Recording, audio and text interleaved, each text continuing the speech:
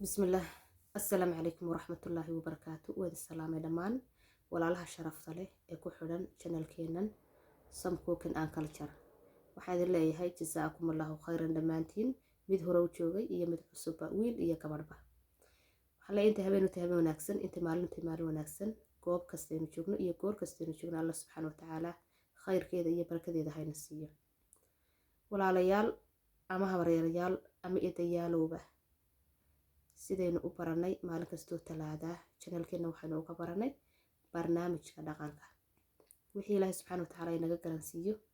ayuu baaraynu ka soo qaadan doonaa wiigii hore waxaanu ka hadalay talaadadii hore waa maxay dhaqan talaadadan maanta waxaanu ka hadli doonaa guurka iyo wuxuu yahay guurka iyo ciddu ka bilaabo ama xaqu ka bilaabo iyo guurka iyo intuu kala baxo marka guurka nimka ma ahe waa guurkii hore Soomaalidii hore laga yaabo qaarna imka inaynu haysano qaarna inaanay imka joogin waxa inoo iman doonta iyaduna mar aynu labada guurba isbaaldhigno oo guurkan hadda dambe ee cusub sida la isku guursado uu iman doono horta guur maxaa tahay guur waa shay soo jireena ilaa xaawiye aadam nabiyullaahi aadam calayhi salaatu wasalaam iyo xaawa waana shay sunna ah Allah subhanahu wa ta'ala ugu talagalay ummadanu inay jirto kuna taranto kuna sii socoto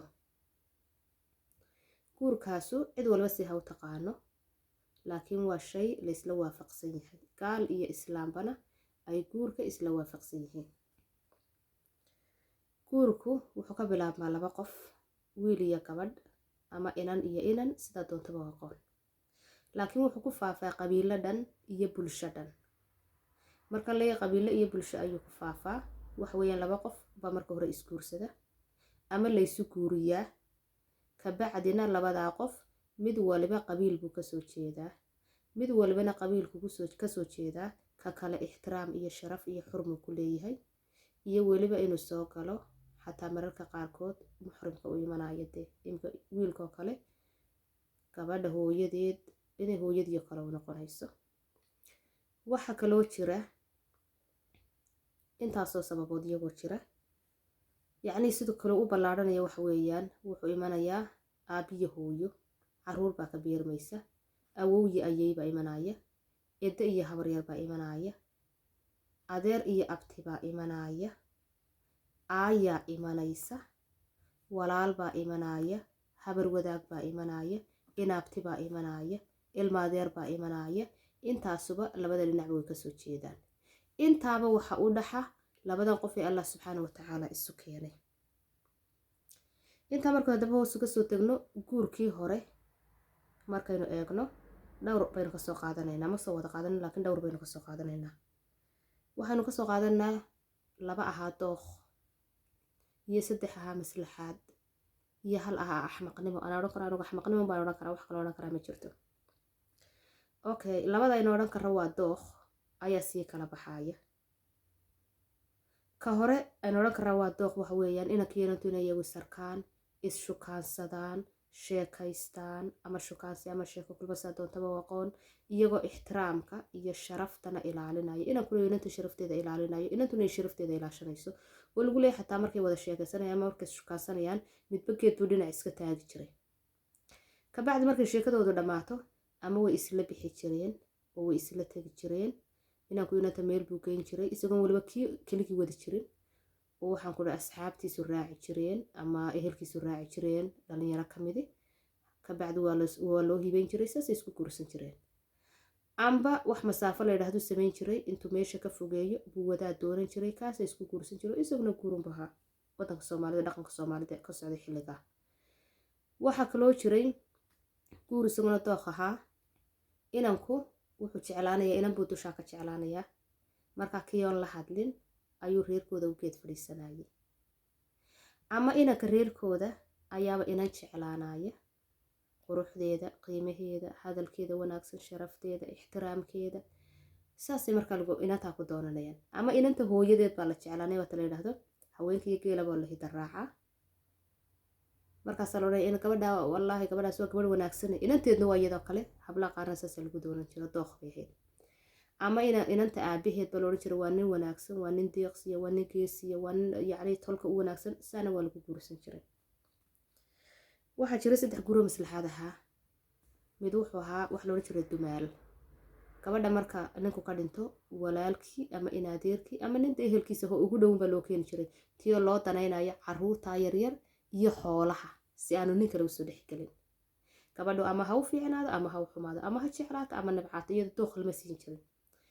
mid kale waxaa jiri jiray isaguna la odhan jiray, isaguna ahaa maslaxaad oo la odhan jiray ilaa haddana socda, xigsiisan. iyaduna haddii inantu dhimato oo ay caruur yaryar ka tagto habriirtood baa loo keeni jiray, tiyoo la odhan jiray booskii hooyadood iyada u geli karta, waayo gabadh kaloo sheeya haddii loo keeno laga yaaba inay carta yar dhibaatayso, taasuna maslaxad bahayd. guur kale waxaa jiri jiray isaguna la odhan jiray godob reeb, ilaa haddana socdaba, oo marka ay 2 beelood silaayaan,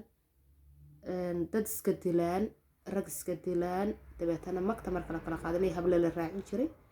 oo ninkaa la dilay ama aabihii ama walaalkii adu qof ka midun inantaa la siin jiray, tiyoo la leeyayna dee qalbiguna ha ugu qaboobo oo reer ha yeesho, yacni maasha allah dee xididnimada iyo isku xidhnaantaa timi colaad bay meesha ka saaraysaa, iyo iyadoo la leeyahay wiilkii dhintay ayaa dhali karta alla subxaana watacaala hadduu qadarin.